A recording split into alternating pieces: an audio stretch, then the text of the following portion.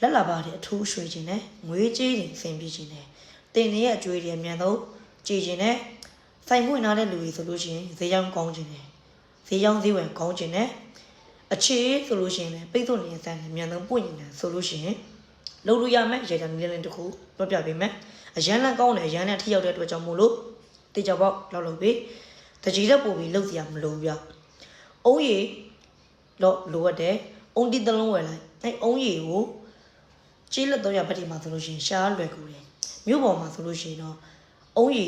အုံးတီးရဖို့ဆိုတာရန်ရှားတယ်အဲ့တော့ဘာလို့မလဲဆိုလို့ရှိရင် ready made ဘူးအချိုရည်ဘူးအချိုရည်အုံးရီဘူးဆိုတာရှိတယ်အဲ့ဒီ ready made ဘူးကနေပြီးတော့အုံးရီတဝက်ကိုဖန်ခွက်နဲ့ထည့်မယ်ထည့်ပြီးတော့မြတ်စွာဘုရားရှင်ကိုရမကြီးကိုလှူဒန်းပြီးတော့ဆူတောင်းမယ်ကြံတဝက်ကိုဘာလို့ရမလဲဆိုလို့ရှိရင်ရေချိုးတဲ့ခါမျိုးမှာခေါင်းနေပြီးတော့လောင်းချိုးရမယ်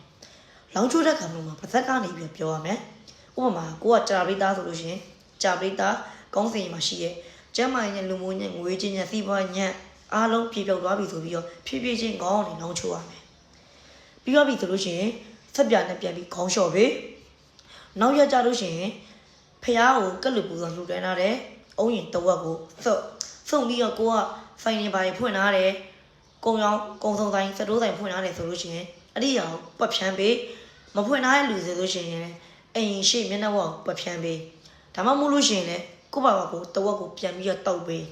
ဒါဆိုလို့ရှိရင်ငွေကြေးတွေအဆင်ပြေမဲ့လက်လက်ပါလေအထူးရွှေမဲ့တင်နေရကြွေအမြန်ဆုံးကြည့်မယ်ရတာရှိတဲ့ငွေလည်းအမြန်ဆုံးရမယ်ရစရာမရှိတဲ့ငွေလည်းအမြန်ဆုံးရမယ်ပိတ်ဆို့နေတဲ့ဆန်းတွေလက်တွေစကောလက်ကောအားလုံးပြန်ဝင်မယ်ဒီ3လပိုင်းကာလမျိုးအတွက်မှာအထူးကောင်းမွန်တဲ့ရရနင်းလင်းတစ်ခုဖြစ်တဲ့အတွက်ကြောင့်မို့လို့တကြိမ်နဲ့ပို့ပြီးလုပ်စီရမလို့ဘူးအားလုံးဘတ်စုံကောင်းတဲ့အတွက်ကြောင့်မို့လို့ဒီရရစီမံနီးလန်းတွေကိုနှောက်ဝေပေးလိုက်ခြင်းပဲဖြစ်ပါတယ်ဗျာ